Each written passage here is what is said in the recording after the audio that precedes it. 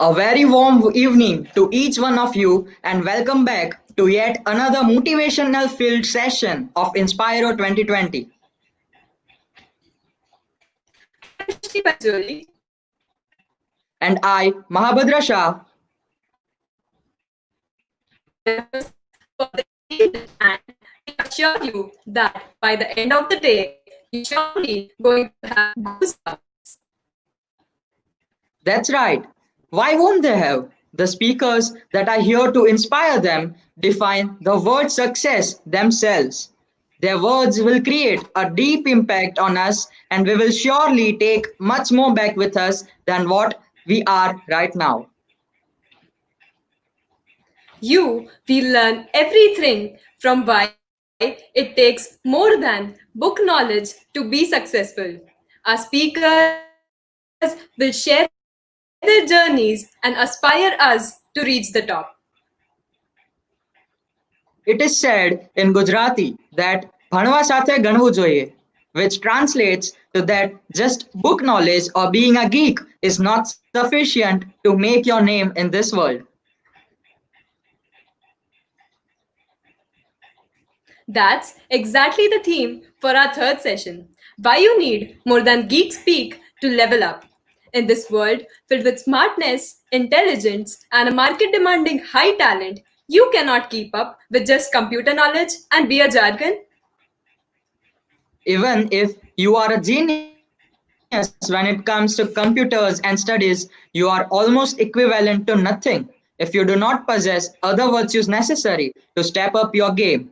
You need to be smart, bold, and sharp enough in order to be successful in this world.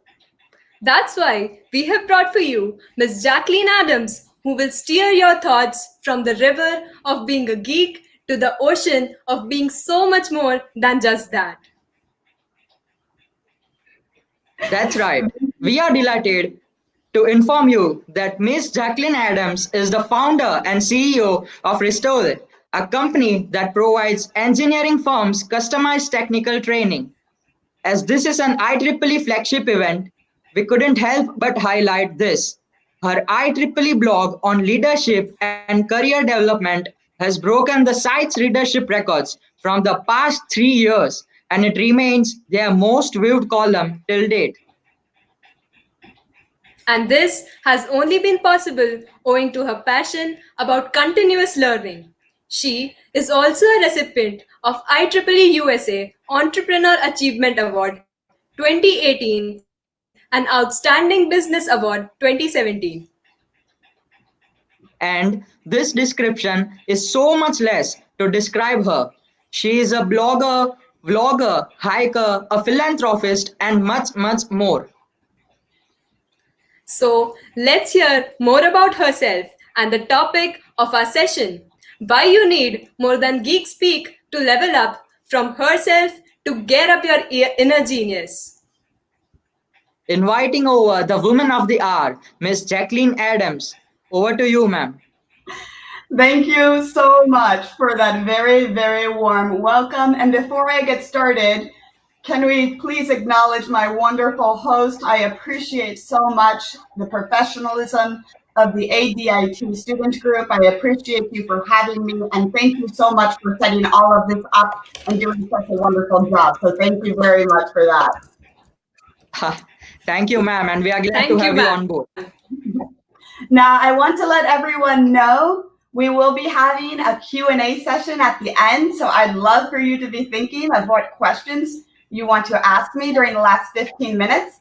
But I also have the comment section pulled up on the side. I see the good evenings, hello everyone.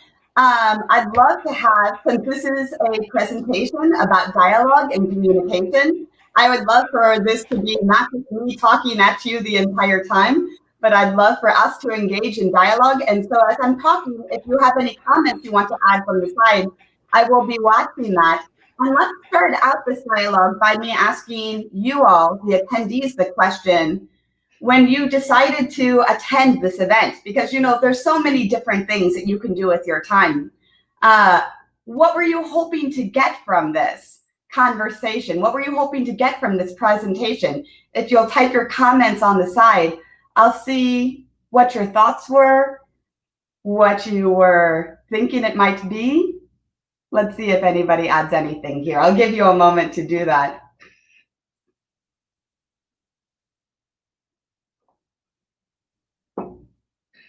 Let's see. Okay. Anybody on what you were hoping to get from a communication session? All right. Well, I'll continue on then. But please do feel free to add in what you were hoping to get from a communication session. How to grow, it looks like, professionally with IEEE. How to grow all-around skills, my IEEE journey. My secret to success. Okay, well, we can try. I like that. That's very interesting. Thank you for that. Wonderful.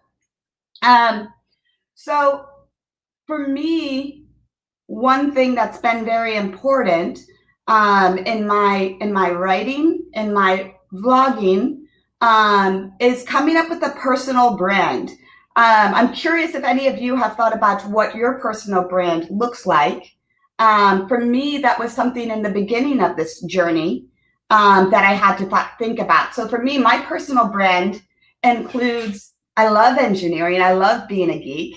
I like exploring. I love exploring, whether that's through learning or exploring of the great outdoors. I'm a very big hiker. I'm a very big mountain climber. I like advocating for minority groups. That's extremely important for me. I like women in entrepreneurship. And so for me, when I started communicating, it was very important to think about my personal brand and some of these major things that I stood for and that would be important to me. Because if you look at my blogs that I've written, I do almost daily post on LinkedIn. If you look at my post on LinkedIn, this creates a theme, and it shows my audience, people who connect with me, what I'm about. It gives them a peek on the inside. So that was very important. People are asking here, I see Dave asking about the start of my journey. And that was very important for me to determine at the beginning of my journey when I started blogging for IEEE a couple of years ago, is to think, you know what, I have to take a moment and think about who am I, what do I stand for, and when I'm writing, what do I want to represent? What ideas do I want to present to the world? Of course, you're going to bring leadership ideas. Of course, you're going to bring technology. But the way in which you bring that, the way in which you relate to your audience becomes through your personal brand. So that was at the very beginning of my journey, back when I started blogging for IEEE a couple years ago. Now, people are asking about the start of my journey with blogging and with IEEE. My journey with IEEE began 3 years ago. I'm newer to IEEE. I just started going to the local meetings. I just signed up about 3 years ago. And I got involved with my local section. And then I decided to reach out to IEEE USA. And in the beginning, I was just sending them my blogs just for them to publish. It was just something that I did on my own. So I think that's another important part of my journey, is sometimes some people have looked on the outside at the work that I've done. For example, they said, why are you spending your time writing these articles and submitting them to IEEE when you're not even getting compensation? You're not even getting paid for them. But for me, I thought it was important to share thoughts, to try in this endeavor and to get better in my skills. So I think that's been something that's been important throughout my career, is that I try a lot of things. And to be honest, I fail a lot.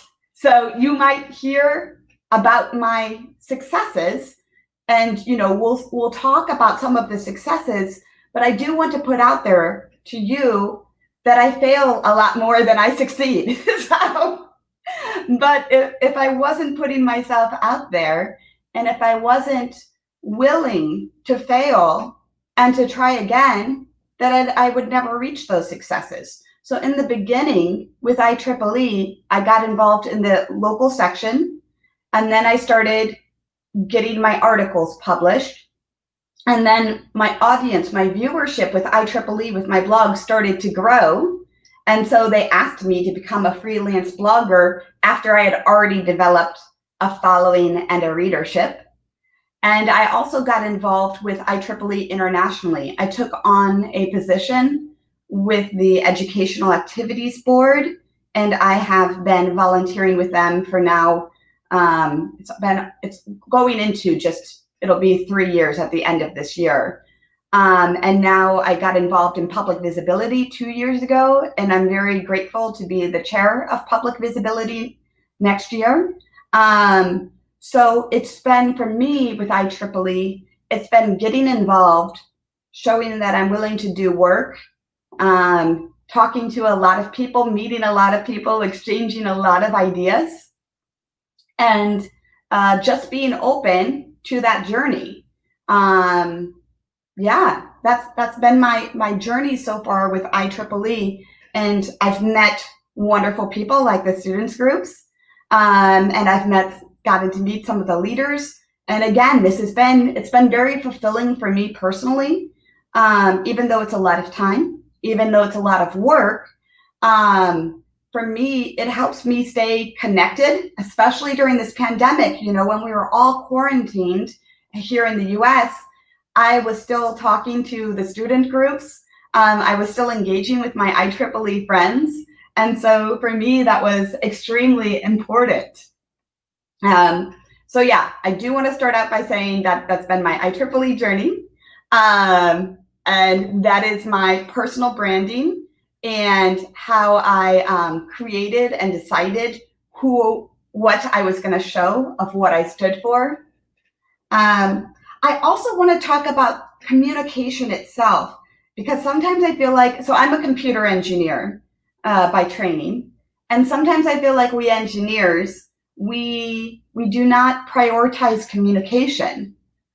But I think it is very true that you can be an extremely smart engineer, and if you're not able to communicate your ideas to others, then you will not continue on to a leadership position. So I'm curious if you have seen through your own experience, or do you have any people on your team who are very, very smart? Have you seen this before in your teams that you've worked with?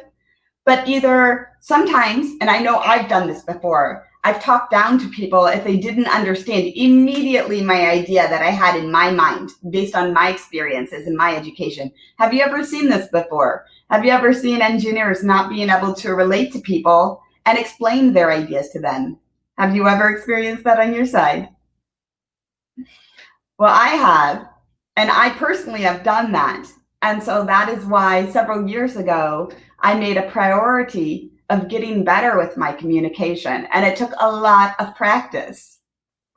I'm glad you think I have good communication skills. A decade of me continuing to practice this, because I think in the past, I rubbed people the wrong way sometimes by just being so straightforward and just saying, let us keep it about the facts, and you should understand this, and you should know that.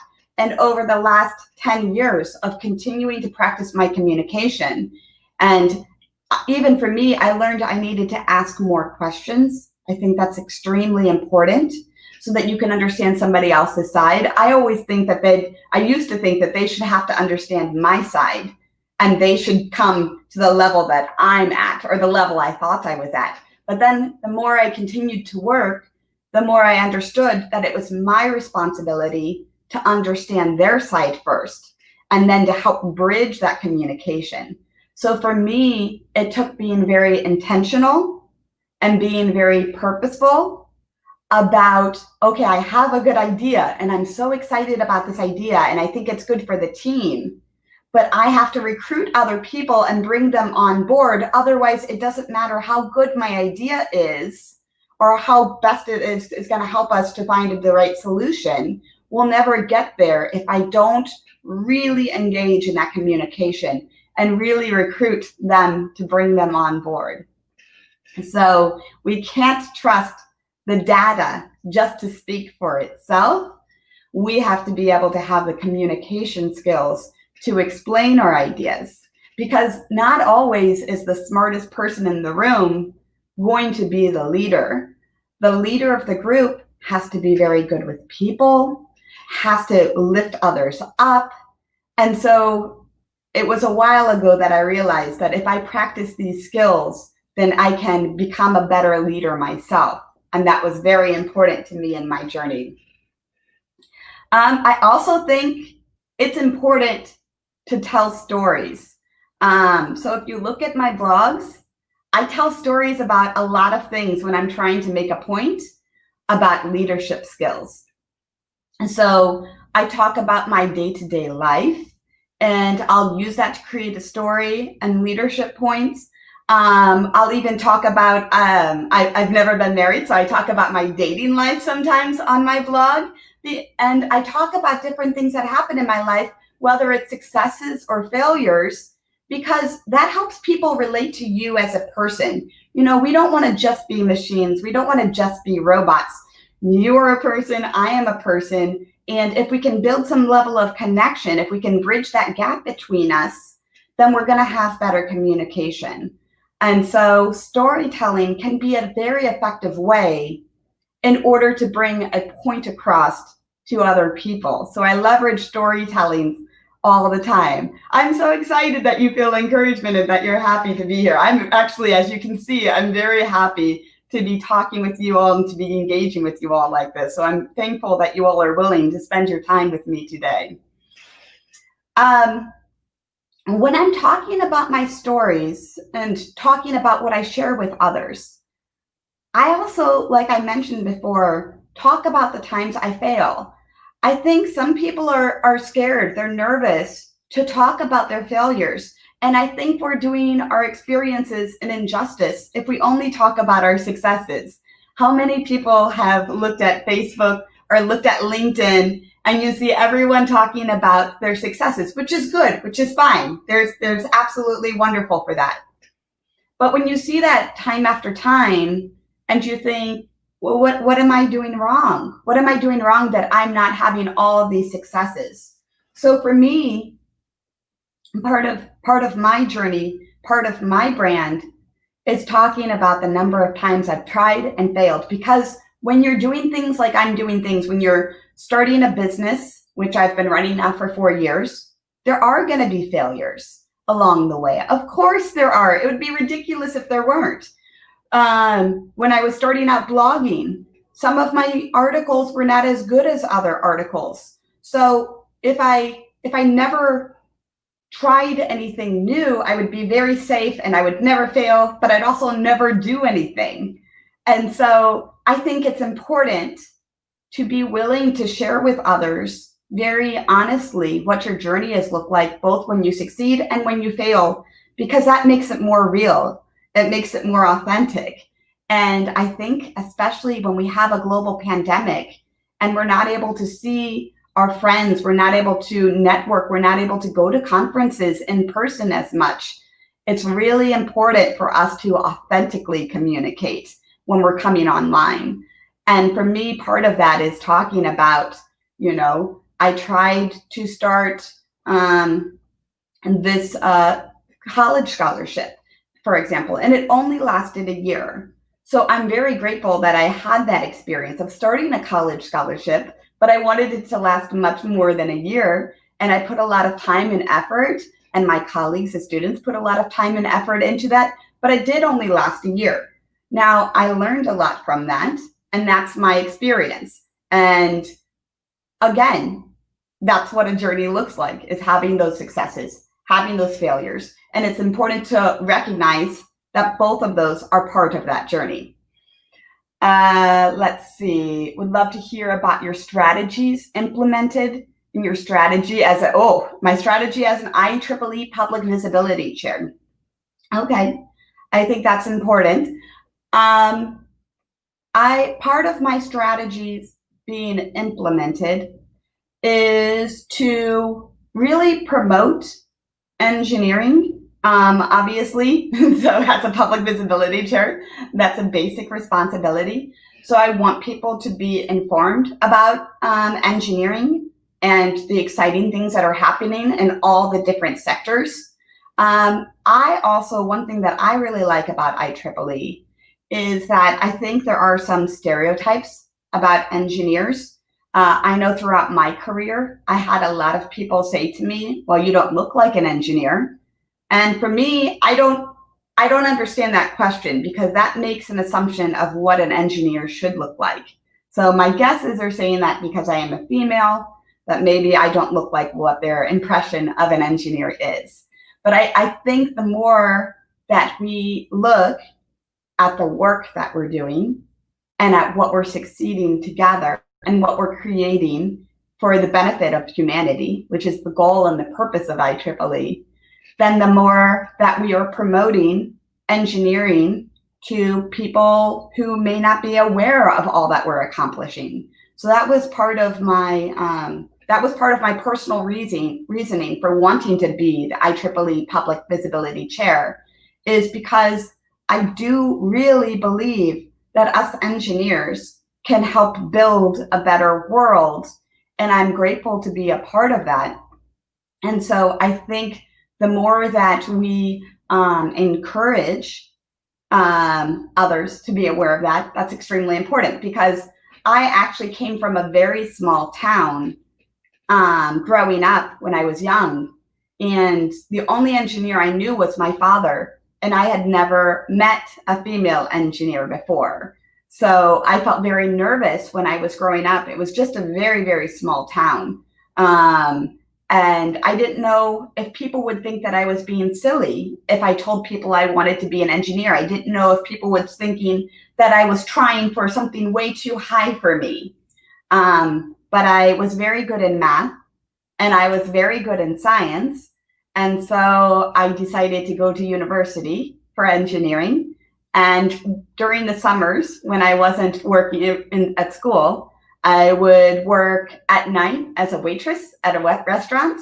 And during the daytime, I was working at a computer intern. So unfortunately, I was very tired during the daytime job because it was so much work. But it was important for me to pay for university so I could get this degree, because I knew this degree would open up doors for me. I knew I was passionate about engineering, and I knew that there would be wonderful opportunities within engineering, that it opened doors for me. And it did.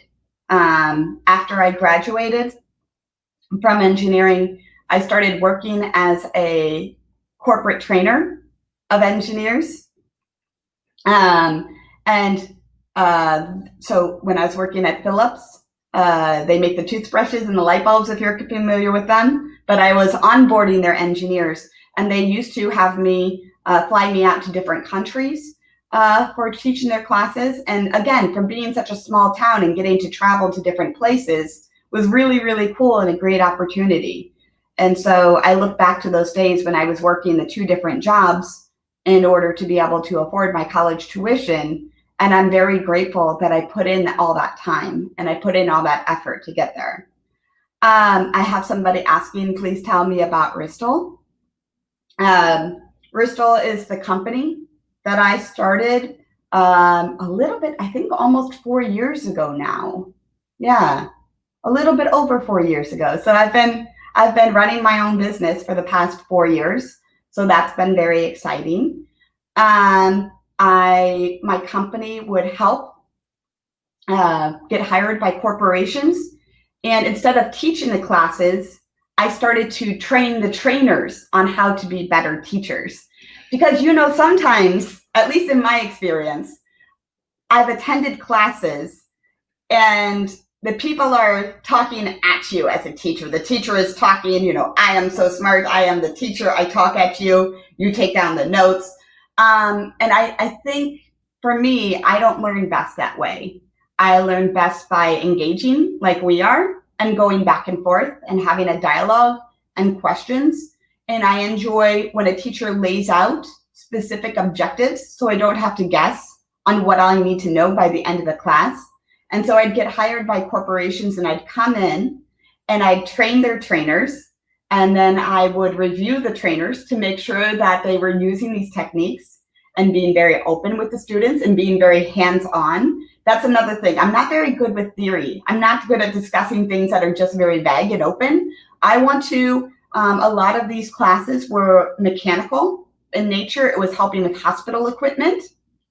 And so I would demonstrate how to take apart like a CT scanner or something like that. And then the students would also perform it. And I teach the trainers on how to engage with the students, how to gently coax them and help them, etc. But that being said, during this pandemic, my business pivoted. So sometimes you have to be flexible. So before I was doing learning and development, but when the pandemic hit here in the United States in March, a lot of my contracts went away. They weren't hiring in learning and development anymore. So it was at that point in time that I pivoted my business. And I think this is important to be flexible like this, because I had been doing learning and development with my company for almost 3.5 years. The contracts went away. And as a business owner, you still have to move forward. You can't just give up. And so what I did was, since my blog was doing so well with IEEE, I started working with business owners and corporations on their communication. And so I pivoted from learning and development into blogging and thought leadership with corporations, into helping them with their social media presence and making sure that they're posting and sharing content, because you can't just do an article and then stop. You have to have a presence online. If you do one thing and then stop and then do another thing, then people don't stay with you. And so I've been coaching corporations on that. And then I also started a video series in collaboration with IEEE, where I was doing interviews. And then I also wanted to let you all know, I actually, IEEE and I are doing a collaboration. So we're starting a new video series. I'm happy to announce this. So this new video series is going to be called Career Reset. And I'm going to be interviewing business executives at Google, at Microsoft, at VMware, at a lot of the big name corporations.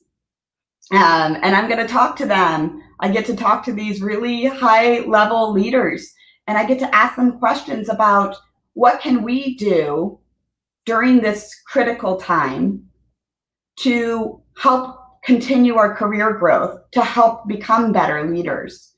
And so if you want to, you can connect with me on LinkedIn. So you'll see my name here at the bottom, Jacquelyn Adams. Please find me on LinkedIn, because right now we don't have a website yet, unfortunately. We just had this come through last week that we're going to be doing this collaboration. The grants process just went through.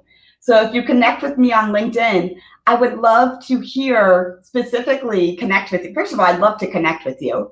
And secondly, I would love to hear from you what you want me to ask these leaders. What do you want to know? What are you curious about as I'm setting up these interviews? So I want to ask them what they're seeing in the industry. But if you have a specific question you want me to bounce off them, then please help me with this process. Let's do this together. I always say whenever I'm doing something new, it's not just about me trying something new. It's about, because even the students, there's several students in this group that have been working with me. They've published an article for IEEE. We've collaborated on graphics together. I think it's really good not to think of yourself as a person doing it alone.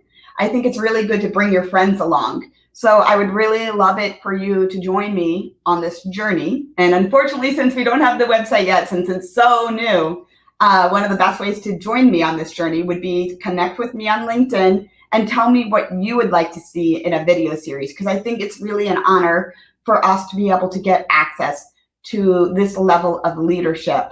And I'm really curious what they have to say, and getting this feedback from you will only make it better. Let's see. So I think I was just talking about why it's important to talk about fails. I also think when we're talking about fails, I also think it's really important to talk about constructive criticism. So when you connect with me on LinkedIn, here's another thing I'd like to hear, and this might surprise you a little bit. I would like to hear from you, if you're open to sharing with me, what I could have done better even during this presentation. Because for me, like I said, I'm always open to refining my skills and making it better. And if you don't get constructive criticism saying, you know, Jacquelyn, I liked this part, but maybe next time you should consider doing this. If you're not open to that kind of feedback, then how are you and I ever going to improve? There's been several people who have reached out to me on LinkedIn who have seen that I'm a blogger, and they ask me to review their blogs. And then they'll say to me, but only say the nice things, only compliment me. Well, what does that look like? What does that look like even before I can say anything to you? If you say that you're only going to want to hear the positive. For me, it's hard to engage with someone like that because that is not the truth. That is not honesty. Now, I don't think we need to be mean. I don't think we need to be rude. So I think there is a difference. But it's interesting to me when we're talking about communication, how many people are fearful of having anything bad being said about their work. They take it too personal. And so that's also been something that I've worked on with my communication is if somebody wants to come to me and approach me and tell me what I can do better, then I want to be very grateful for that. And I want to thank them for taking the time to help me understand their perspective. All right, let's see what I've got here. Can you share your experience regarding your challenges faced during your leadership period? Oh, geez. Well, one challenge happened when I was at one of the corporations. I won't say which one, but I remember I was taking over a class that was supposed to be for networking, and I was going to be the new teacher for this. And the old teacher, when he was handing over the class to me, he said, you know, you're not going to succeed because you're too young. You're too young to be taking on teaching this IT class. I've done it for years, and unfortunately, I'm here to inform you you're not going to succeed. So that was a challenge before I even started on this class, to be told that I was going to fail. But for me, if somebody tells me that, and I don't know if you're the same way, if somebody tells me that, then I get a little bit angry and I get a little bit sad and I get a little bit upset. And then I'm like, I'm going to prove them wrong. Who are they to tell me? They don't know me. They don't know how hard I can work. Because one thing about me is I think there are a lot of engineers who are a lot smarter than me. When I was going through classes, even though I worked in learning and development, when I was going through classes, I saw a lot of my colleagues, they picked up on the ideas a lot faster than I did. They could hear it once, or maybe they didn't even need to hear it. Maybe they just saw it and they already understood it. And I was so jealous of this. But what sets me apart is I'm not a fast learner, but I will work harder than all of my colleagues in order to be a success. And I think that is part of the difference, is that if it takes me working extra hours, that's not a problem. I'm not scared to put in the extra time. If I have to work in the evenings, if I have to use my lunchtime, not a problem, because I know I'll get there because I've been challenged before and I've succeeded before. So I think it's okay. I think even though still sometimes I wish I was a faster learner, I'm grateful that I know that I can apply myself and that I can have other people try to limit me or put me in a box, and that I can see that and I don't have that define me as a person. I say, I'm not going to give you that power. You can't decide my future. I will continue to invest myself, and I am going to make, if I want to, I can make this happen. Now, that being said, I won't be able to do everything, but I can choose what is really important to me, and I can really focus on those. And what I've learned through the challenges in my past is when I apply that and when I do that, then I can make it happen. And so those people, the haters, they become my motivators. So I wouldn't say I'm grateful because I think they can try a different communication tactic, but I'm glad to see that they won't decide my future for me. So very good question about the challenges. Let's see. Are there any other, what is your life lesson? Oh, geez. That's a very big question. For me, one thing that's very important to me is constantly learning, constantly exploring, making new relationships, and really engaging with people in a genuine, authentic way. And for me, that's what a good life looks like, is being curious about this world. You know, we're very lucky to live in the time that we live in with all the opportunities that we live in. And when I die, I don't want to look back and feel like I didn't live. So for me, exploring the world, learning, and really engaging with others and forming really strong relationships is what living a good life is like. And then I will just add on to that and say that I think it's very important to live for something outside of yourself. So helping empower others. Now that I've created a platform, helping use that platform to tell other people's stories through my blogs is really important. So trying to make the world a slightly better place for others, because I've noticed in my past, it was the times that I really focused on what do I want, what do I need, that my world got really small. You know, you can get this tunnel vision of just promoting yourself all the time, trying to take from other people without giving or without helping others along your journey. And whenever I do that, whenever I get in that position, my life isn't as happy, it's not as productive, and it's not as good overall. But when the times that I think about my relationships and how I'm engaging with others and how I'm using what I've done and what I've created to help others, then I actually feel a lot of personal meaning, and I feel better and happier about my life during those times.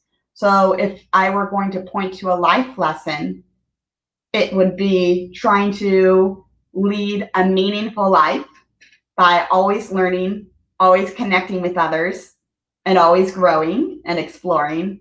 And then also trying to leave this world, hopefully just a little bit better from my short time on this earth. So those are my personal life lessons. And again, great questions here. This is absolutely wonderful. Let's see. I'm trying to think what else. Do we have any other questions for?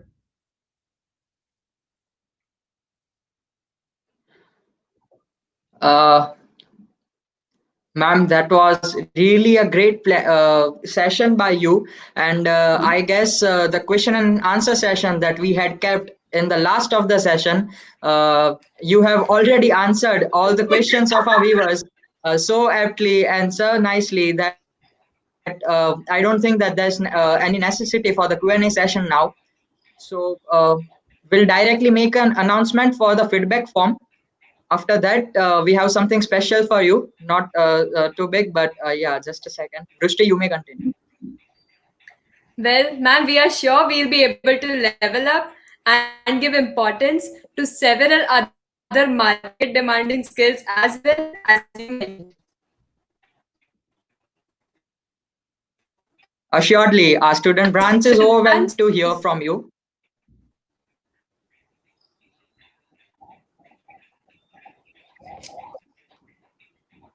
I'm sorry, I did not hear that last part. Okay, so I'll just make an announcement for the participants viewing this video right now. The feedback form is given in the chat box below. And if you guys want to have your e-certificates for this event, kindly fill out the feedback form at the end of each session. The feedback form for this session has been provided in the chat box of the YouTube. And now coming back to Jacquelyn ma'am, there's always a pro in connecting virtually like this for such events.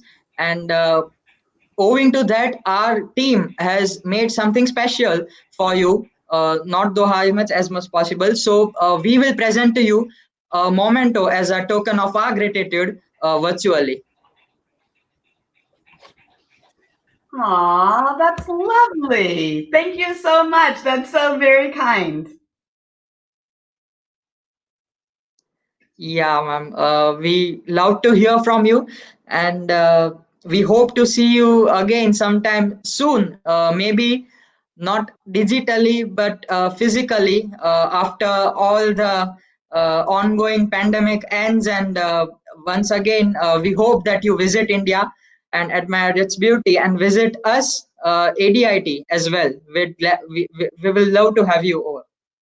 Well, thank you so much. And like I said, I really appreciate the professionalism, how much time and effort ADIT put into organizing and facilitating this. Thank you so much for having me as a guest. I've really enjoyed this very much. And thank you to everyone who has attended and added in their comments. This has been a really wonderful session for me. I enjoyed it very much. Right. And I would request all the participants to follow Jacquelyn ma'am over her LinkedIn profile, as she already mentioned about her upcoming IEEE plans and how big they are going to be. So the link has been given in the description, and along with that, also subscribe and like ADIT and IEEE ADIT Student Branch YouTube channels. And the link for the same has been given in the description as well. Thank you, ma'am, once again, and thank you to all the viewers for joining us. We will be back again in few minutes with another speaker with another inspiring session. Thank you so much, everyone. It was great being here with you today.